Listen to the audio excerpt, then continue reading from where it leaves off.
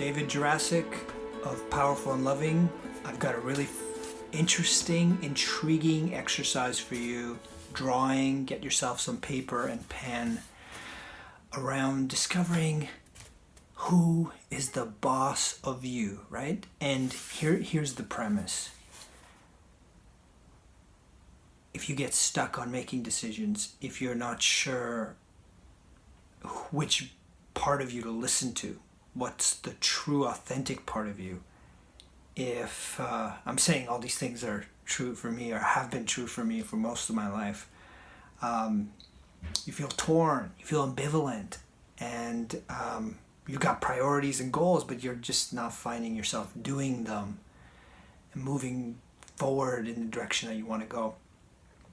The simple answer is something trite, like you're getting in your way, or you have to change your mindset, or something simplistic and two-dimensional. And ironically, I want to take you through a two-dimensional exercise to show you something multi-dimensional. And it's based on the understanding of parts. There are many parts to the self. And Walt Whitman has a famous quote that I like. I'm going to butcher it probably. Do I contradict myself? Well, so be it. I am multitudes. I am multitudes. So there are many parts to the self. And when I was younger, like when I was in grade 8 or 9 in science class, I remember really loving physics.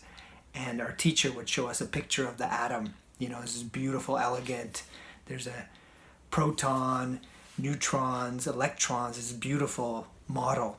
And then when I was in grade 11, our teacher showed us an actual picture of an atom. And it was just this mess where pieces of it would disappear, and it was just constantly fluctuating. And so is the self. So is the self. And the important part, the part that's most empowering, is that if I know myself, if I know the many parts of myself, and that's what we're going to do in a couple of minutes, is figure out the many parts of the self, map them out. There's power in that. The knowing who's at play, knowing who's getting all the juice, all the attention, all the power, allows me to make shifts, make changes, okay? So, and the fact that you visualize it, this is really important, because you could talk about it, you could talk about the concept, you could talk about your parts to other people. That could be powerful to connect to it that way. But to make it visual and spatial allows us to change it, or at least our relationship to it, right? We could talk about the concept of a chair, but when I show you a chair, then you can decide to pick up the chair, to move the chair, to cut it into pieces and turn it into something else. So there's all kinds of things we can do once we concretize, we visualize, we spatialize, we make it more real and more malleable to change, okay? So here's the exercise. It's really simple. Piece of paper, okay? And take all the time you need. I recommend about 10 to 20 minutes. You're just going to take a snapshot, okay? So the center of the paper represents the parts of you that you give the most attention and influence to. So when you're making decisions day by day, the habits, the things that just happening in your life are probably because of certain parts near the nucleus, near the center, that are making those things happen. The edges of the paper represent parts that we've pushed away. Maybe they're important, but right now they're not important, so they've kind of receded. Maybe we've actively tried to push them away. Maybe they're parts of ourselves we never knew and they're starting to creep in. The self is pretty vast, right? If you look at Jungian psychology, there are many sides to self. And in some ways, the whole unconscious, the whole universe is inside of each of us, right? So you only got one piece of paper. You're doing a short exercise. You're not trying to capture all of you. You're just trying to capture the main parts of you these days? What's alive for you these days? Okay. Now, if you look below, I'm going to show you an example of my process, a pretty simple, playful rendition, and what I learned. But for now, I want you to focus on this piece of paper, your piece of paper that you have in front of you. Okay. Now, there's ways to get gummed up, so I want to help you. You look at the paper, and you look at the paper, and you might just get stuck and go, I don't know what to do. I don't know what is this exercise, and it's just overwhelming. It's an empty page, blah blah. Doesn't matter. Just stick one thing on there. If you're a perfectionist, or see that language, if you have a perfectionist in you, because no one's really a perfectionist, but many of us have a perfectionist part of us. So if there's a perfectionist part of you that's struggling with this exercise, wants to draw it perfectly, has to look just right, what I imagine has to be exactly what's out there, or I get frustrated and I want to rip out the whole page, put that on the page. Write down perfectionist, maestro perfecto, or whatever you want to call it, right? Now, think about also size and space and relationships. So if I have something here like Mr. Responsible, Mr. Perfectionist is close to my center, that means he's pretty powerful. Is he tiny or is he big, right? And if I put that guy down, what's another part that relates to that? Maybe an ally, some other part, my Mr. Responsible helps with Mr. Perfectionist, or maybe there's a rebel somewhere around that's contradictory to him. The last thing I'm going to say before launching you into this is that even though a part can be big or small, far or close to the center, it doesn't take away its power and its presence. This is very important. The center also tends to be what's most conscious. The edges are what's less conscious. So sometimes we think, oh, I'm really focused, I'm building a life, I'm focused on relationships, my business, and it's happening, and then we push away parts of ourselves. Those parts are still very powerful. They can sabotage us. They can take us off course. When we're tired and we're not looking at the road, they can grab the steering wheel, right? That's why we can be sometimes having experiences of like, I can't believe I did that, or why did I do that? Because there are these other parts. That's why this exercise is so important. To know your parts is to be able to become more whole, more three-dimensional as a man, and to take charge of our lives, and to be able to steer and make wholesome, integral decisions. Integrity, integration means one and whole, coming into wholeness.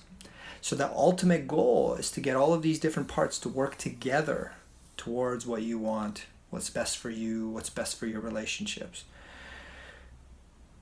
I've said a lot. Now I'm just gonna give you space to draw, to write. And you can write words, make boxes, circles, go creative and crazy. Doesn't matter. It's just an exercise. It's the map. It's not the terrain. Life is messy and complex, but it's a snapshot. It's a little bit that gives us a sense of where we are. So that's your first part. Okay? Now when you've done when you've mapped out significantly enough what's going on in your life, who's all the different parts, and who's close to the center running your life, the second part is take a look at it.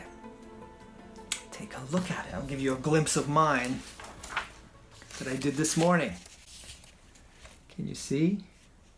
Yeah, there's all these crazy parts. Now I got creative. I love drawing, so all these different parts. Now, as soon as I started looking at it, I started to realize, and you're gonna discover this too. As soon as you situate, concretize in space, visually, different parts, you're gonna go, wow. You're gonna have some responses. You're gonna discover something, because you are the boss of you. I am the boss of me. So you are in charge of this whole domain. It's important to remember that. You as a whole have to make the decisions every day when you wake up and go through your life. And even if a part of you takes over and does something, you have to take responsibility for it. Just like I have to take responsibility for my behavior. So you'll take a look at it. This is the second part. And you don't need to analyze it. You just need to look at it and stuff will be obvious. Like, wow, there's like empty spots. Life is kind of boring, or I'm missing pieces, or it's too full. Or there's certain characters in the center that are too much control. You want to push them back. You want to ease them back. Or maybe there's somebody on the sidelines. It's really important. You've missed maybe a creative part of you, a fun part of you. Got to bring it in. Now this might seem just like a creative exercise, and right now we're just looking at a blank piece of paper, but it's not. It's a powerful tool for self-awareness. Self-awareness, knowledge. They say knowledge is power. I say self-awareness, that kind of knowledge, is the seed of power. Okay? You can grow that seed into who you're meant to become, who you're meant to be. If you don't know yourself, you can't nurture anything, because you're probably watering the wrong soil, running around, trying to be something you're not. So know yourself. Second part, right, was to take stock. Just look at it. Just take it in. Just, wow. And the third part, this is my favorite, is to start to see how you want to adjust things and start to think about, what does that concretely mean? If I've got a fun guy over here who's on the sidelines, hasn't been out very much, I know it's COVID times and all that crazy stuff, but what can I do to bring him in? What can I do today, tomorrow, tonight, right now, to bring more fun into my life? You know, it's all about relationships. So the last thing I'm going to say, giving you a lot, is you can't get rid of anything on the page. You can't kill some part and get it out of there. They're all parts of you. It's like you can't, you don't want to like chop off your arm or poke your eye out. If you don't like the eye, you got to heal it. You got to evolve it. If it's infected, you got to heal it. If there's a part that you don't like or has too much control or gets you in trouble, it's your job to learn to evolve that part, to turn him from a saboteur into an ally, for example.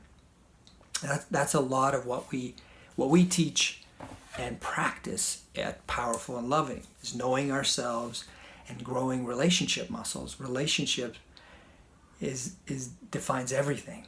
How I relate to these different parts of me defines my reality. So if I'm at war with different parts of me, then my life is a war zone. If I'm too soft and delicate, trying to appease different characters internally and externally, my wife, my daughter, my friends, then my life feels like I'm constantly being stepped on, and I'm constantly being pulled and tugged in different directions. So we want to look at the relationship, and we want to influence the relationship to make it more powerful. It means you get to evolve into who you're meant to be and create positive impact, and loving, because you accept and you embrace reality and the people around you with joy, with wholeheartedness, with deep understanding. So after you've done this exercise, if you're interested, taking more steps, have a look below, and I probably am posting that more about my own experience if you're interested. Have a beautiful day. I wish you power and love.